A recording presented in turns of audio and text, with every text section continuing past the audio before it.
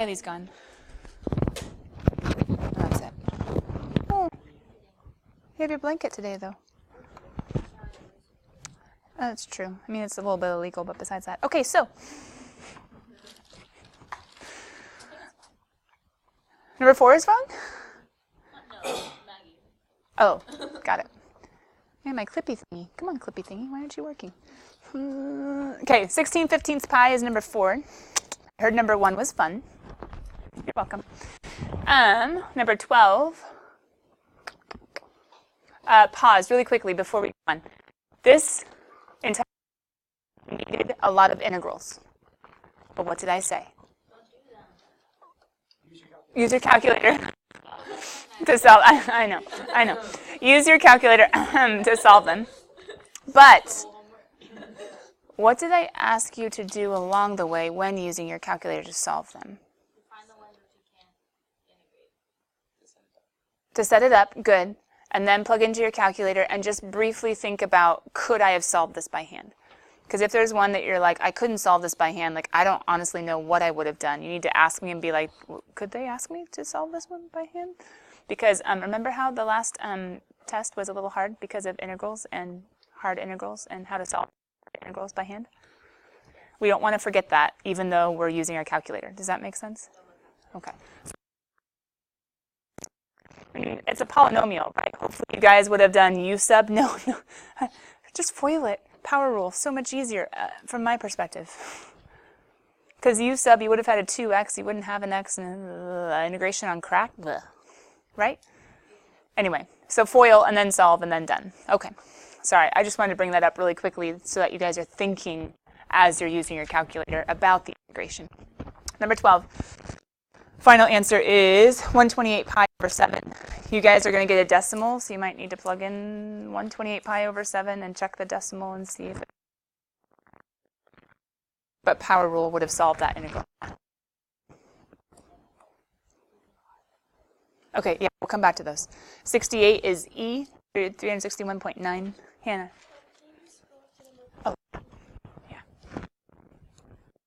Not on the smartboard. Just kidding.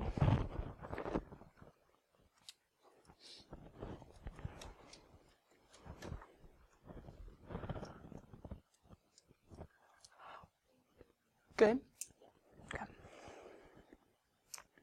And then you guys can see 128 pi over 7, 361.9, which is E, and then D. And I think that's it for evens. All right, I'm ready. Yes. The 17 and 21, see, I split them up and squared them, or I squared them, like I subtracted them, and then squared it all together. So I got that one wrong, right? So Right. You made the common AP mistake? Yeah, okay, so I got that wrong. Yeah. So then the next problem... And you checked that you got it wrong and you fixed it? Yes. And then for number 21, next one, I was like, oh, I'm gonna multiply them separately, or square them separately, and then subtract. And then I got that one wrong because you were supposed to do it all together. Was that one? Oh, yeah. So you treated that one like a disk, top minus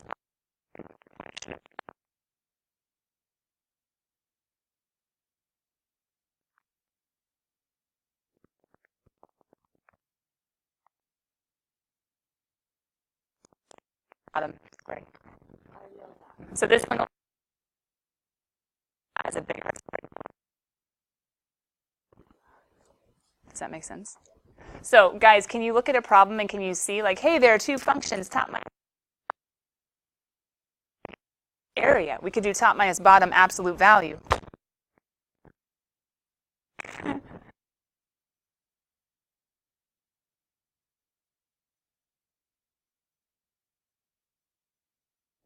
Whether or not there's hollow or not, because hollow you need big R squared minus little r squared and not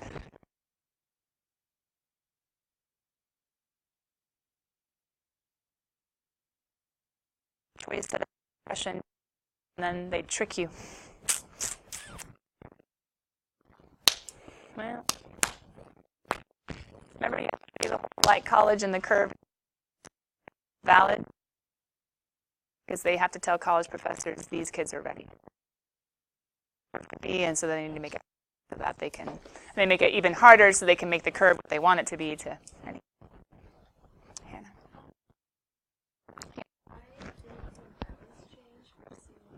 Ooh. 35 is up here on the board.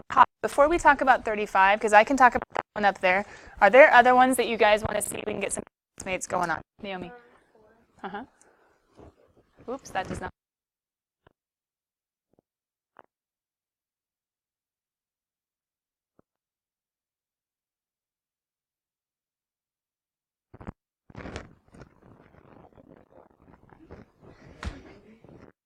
Okay.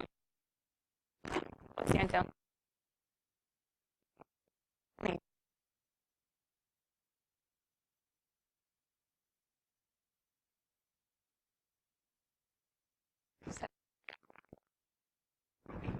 That's the y.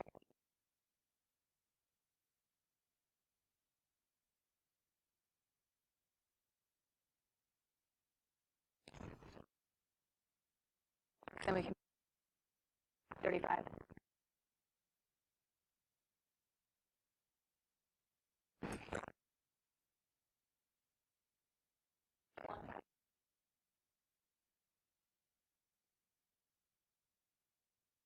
That's one. I have plenty. Kathy, it's 37.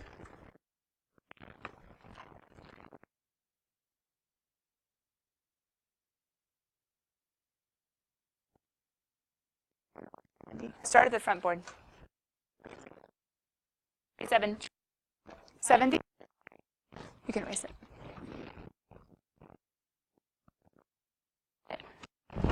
While he's looking, let me come over to 35 and talk through Hannah. If you have it, just take it away, bud. You were thinking C and D. Okay, here's the struggle. My picture, or actually Maggie's picture that I defaced, but it was for a good purpose until it wasn't. My picture with my cylinder was only for letter A. So the parallel idea, I think, works because all of these are horizontal lines. That's a horizontal, horizontal, horizontal, horizontal. So my slide, the orientation changes based on which one you have. So C in for C is above the region because it is up here. So we can think of it as this one. Let's start there. For 8/5, we would be rotating our slice, taking away the 1 because that was letter B, I think. We're rotating our slice, which has the dy makes sense, right, kid? Okay. Rotating up and around. The r is going to be axis minus, and then the height is going to be, okay, so since I have dy, my height is going to be the x value, take away wherever it started, which was all the way back at 0. So my height is going to be x minus 0. My r is going to be the top value of the axis or the curve, which is the axis, so 8/5. Minus, take away whatever the y is to get to this point. Since we have a dy integral, got written in terms of y, who's that guy but the bounds? Okay. In terms of y bounds, the region that we're rotating, even though it's going up instead of going down, it's still, the region is still only between 0 and 1. So the nice thing is for A and B and C and D, we're going to be using 0 to 1 for the entire time because those are the y bounds of this, that, or the other way, and what accounts for that is going to be in our radius and in our height, specifically our radius. So it doesn't matter that for line, Not for, actually, not for discs, washers, or shells. Try to keep me honest on that, so if you ever see one, let me know. But dishwashers, shells, what changes is like our top, bottom, our right, left, like those subtractions change. But as far as the boundaries of the region, which for a pair shell are going to be those parallel values. And for dishwashers, it would be in terms of x, so it would go from here to here. Those boundaries wouldn't change no matter how you were spinning it because it's still the same region that we have to hold in. Does that kind of make sense? Okay. I'm dropping. This guy's an unhappy marker. This is the marker graveyard, kind of like inside out.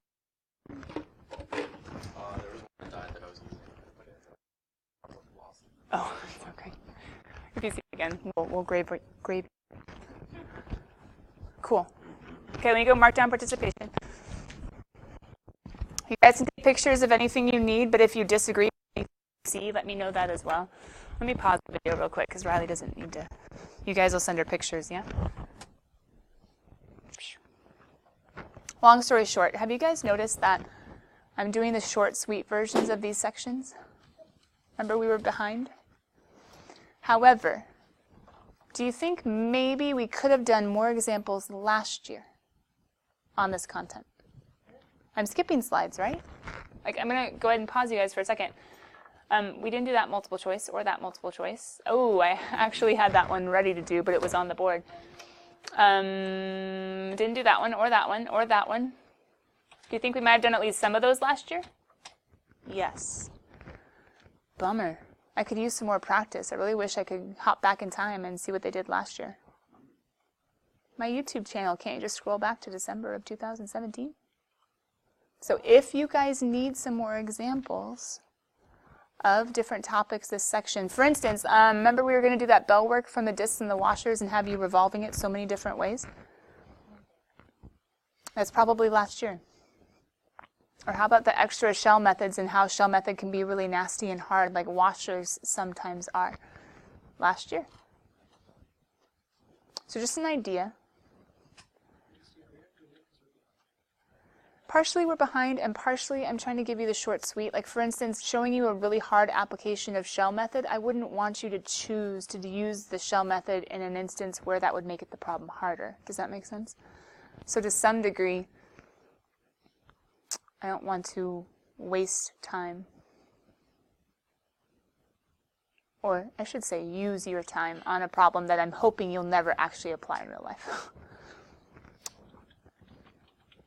And I don't see the AP ever forcing you to do. But I think it is good visualization to be like, oh, shells are always easier. Ooh, no, they're not. Which is why I'd love to go over it at some point. But for the test, I'm not really sure it's applicable. Does that make sense? And then the discs and washers, it's like, well, if you don't have a lot of homework questions, I guess we could just keep going. And you can ask the visualizations, axes, revolutions, setting up, etc. as you face them. As you struggle through and you're still lost, still stuck. There's a lot going on here. Do you guys see a Pythagorean theorem? Hey, me too. Would that hypotenuse of that right triangle actually give me the arc length?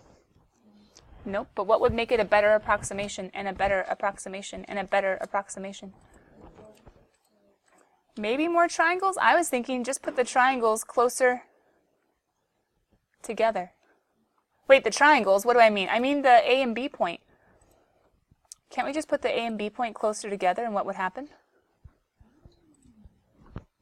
It would get closer to the curve. What if I get the A and B even closer together? What if I get the A and B even closer together? Hey, is calculus something where we can put things closer together, closer together, closer together? You suppose. Calculus? Newton? Leibniz? Leibniz. He was the one that went to the grave unknown, and he was the one that had the best notation that we still use today with the dy dx and the integral. Poor guy. Actually, no, he didn't do the dy. He did the f prime, f double prime. They mocked him for it. Poor guy. Yeah. There's a lot of authors and a lot of artists that do that too, though, right?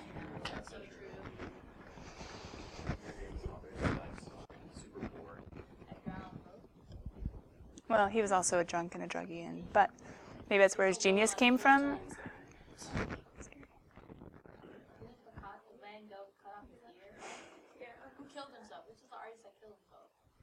The artist? Like there's only one? Oh. Well,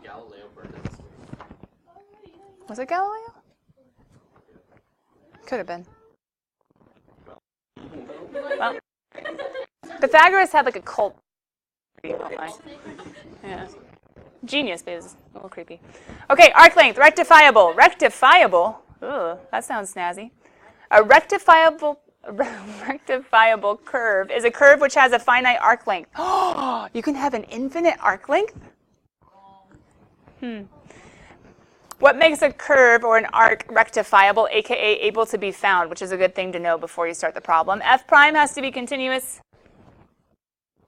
F prime has to be continuous on a closed interval a to b. You can also call it continuously differentiable or a smooth curve. But as long as that's true, then go find the arc length. And how do you go find the arc length? Well, think Pythagorean theorem, because Pythagorean theorem we can think with a horizontal and a vertical distance, which we could use using change in y, f of b minus f of a, and change in x, b minus a. We can set up a Pythagorean theorem and call the distance between those 2 points d. But somehow we have to use integrals to help us out with all of this as these approach the actual curve. And hopefully you guys know as they get smaller and smaller and smaller and we accumulate them throughout, oh, I bet we could, with a limiting process, kind of make this work. And we could make it work. To make it work, we're going to do this. Definition of arc length. Oh, it's tiny. Do you guys have the idea? Kinda.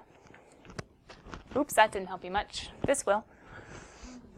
We have a function f, who's a smooth curve, aka he's rectifiable, aka I can actually find a finite arc length.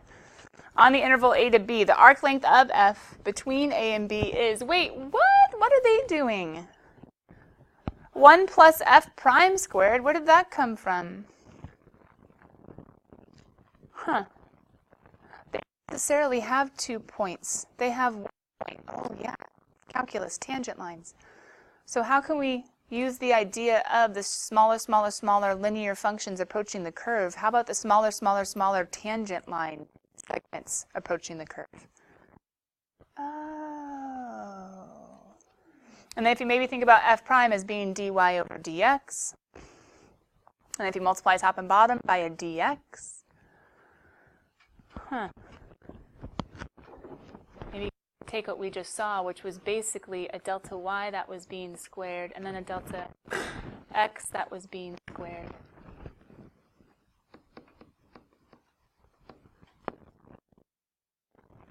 And then we multiply by a delta x squared over a delta x squared. Well, the page before, didn't we have an f of b minus f of a that was being squared, and then a b minus a that was being squared? That's a delta x and a delta y. So if we had that, I'm going from what we just ended with on the page before. If we multiply by a delta x squared over a delta x squared, then we end up with, well, delta x squared over delta x squared, delta y squared over delta x squared is delta y over delta x. And the square root of delta x just puts him on the outside, and what does an integral do? He says, oh, bring him to me, I got you. Dx. Let's make this a dy and a dy. Well, I can deal with derivatives, and I can deal with making those tangent lines infinitesimally small. Anyway, long story short, these derivatives come from or are built upon the idea of Pythagorean theorem and having lines get closer and closer and closer and smaller and smaller and smaller increments towards the curve. But what's the cool thing?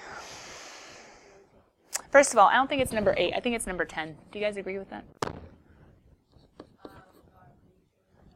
Oh, is it 8? Was the last one 7? Shell method? Oh, I had that off in my head. I'm sorry. Okay, so we're good. But here's the nice thing. You guys do not have to worry about with arc length whether it should be in terms of x or in terms of y. It will work either way. Oh, that's nice, because cross sections and discs and washers and shell method all say, there's only one way to go, and you better figure out whether it's perpendicular or parashell. Arc length says, I don't care. Bring it to me and just make sure you have it in terms of x, x bounds, or in terms of y, dy with y bounds, and you're fine. I don't care. Give it to me.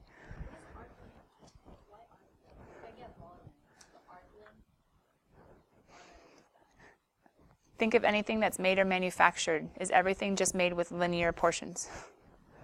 There's all sorts of stuff with curves, and all the curves aren't circular. So how do you manufacture something without having the right amount of material or thinking through ahead of time for your blueprints what the measurement is? But you can't measure a curve or an arc length without. So how do we use it? Well, I have a function. If it says find the arc length, could I get a nice pretty picture? I suppose. Oh, I erased my picture which showed the indicated interval. Well, that's sad. Well, let's pretend we knew the interval. Do they have their book still open? Yes. Can I skip ahead to 8-4? Number 4. Let's see what the picture showed.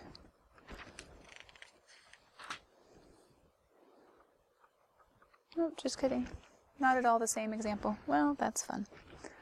Page 473. Not at all the same book. Anyway, that's fun. Ignore. Most of you guys usually do. Okay. Let's go ahead and make him something like -1 less than or equal to x less than or equal to... Wait, why is this going to be really, really, really, really bad? If I make this my interval, making it up from not my memory because I have no idea what used to be there. Why is that bad? Why is this not rectifiable? I have a vertical asymptote at. Do you see how there could be infinite arc length? Oh, okay, well that's it. So instead, let's do something like, how about 1? Oh, stink, guys. Dx or a dy? You get to choose. What do you want it to be? Yeah, it's hard. Heck yes. Oh, sweet.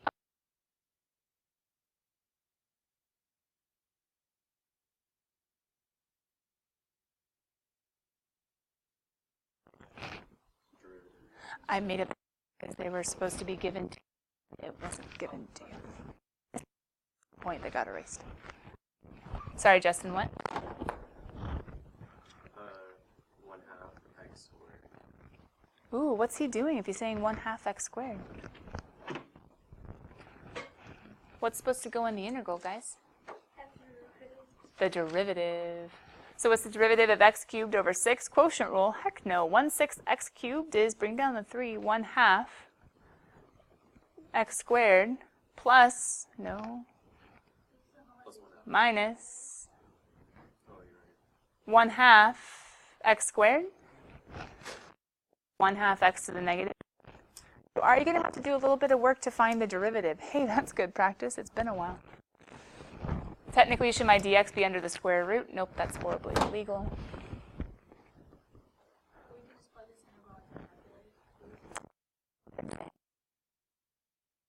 I've been saying watch out for those that you might be like, now how would you solve that by hand? Do you see how this might fall under, the category of...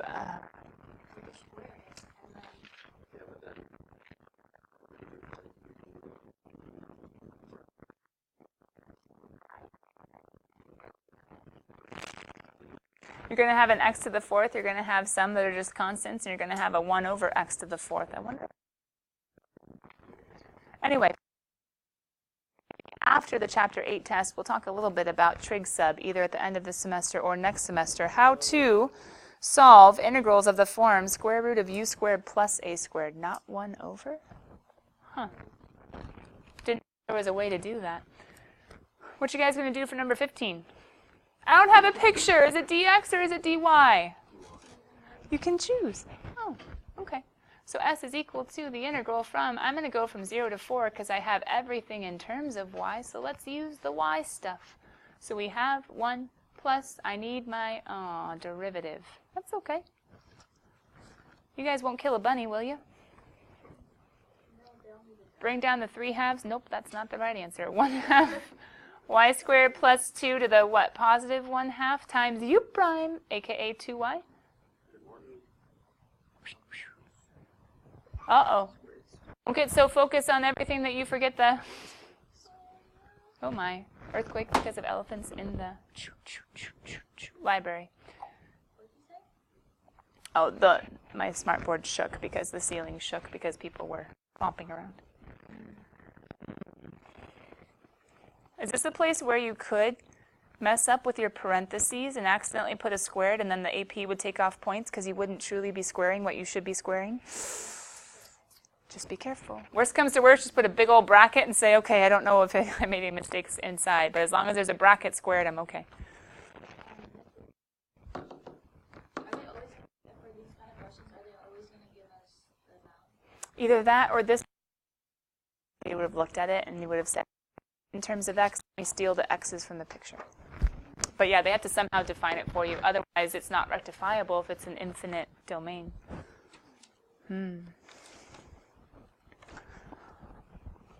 Now this one.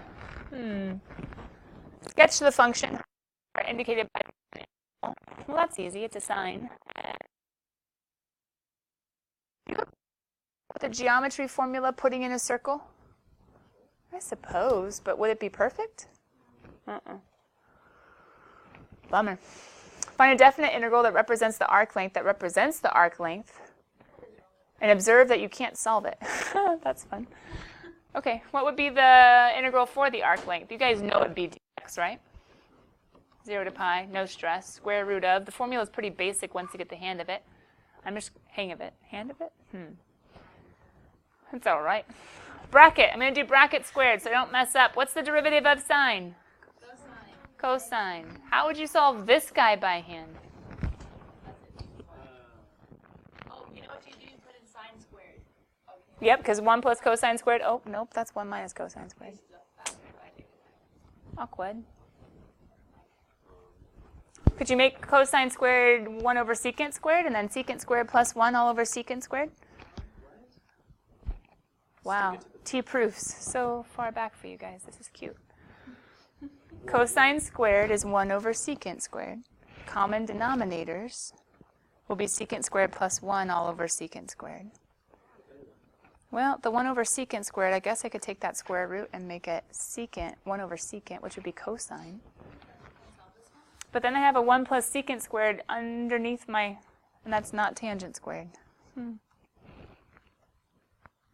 Maybe there's a way to use trig to solve trig when stuck under. Anyway, observe that you can't solve it, ... yet. You're welcome. You can't. Use the integration capabilities of a grapher to approximate the arc length. What? They just put that in, so we should have been able to do.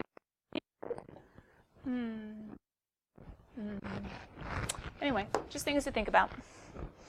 But what's the second big concept of the section that we have to cover tomorrow? Surface of revolution? Why would you need to know surface area?